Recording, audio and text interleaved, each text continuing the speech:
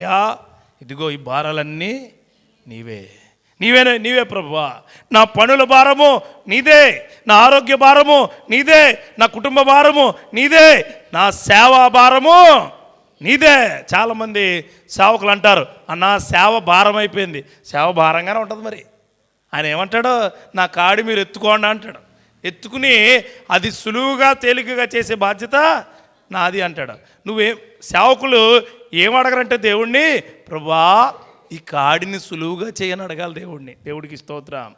అప్పుడు ఆయన ఏం చేస్తాడో సులువుగా తేలికగా చేస్తాడు కాడిని. అలా కాకుండా నువ్వు నీ పనుల భారాన్ని ఆయన మీద మోపాలి.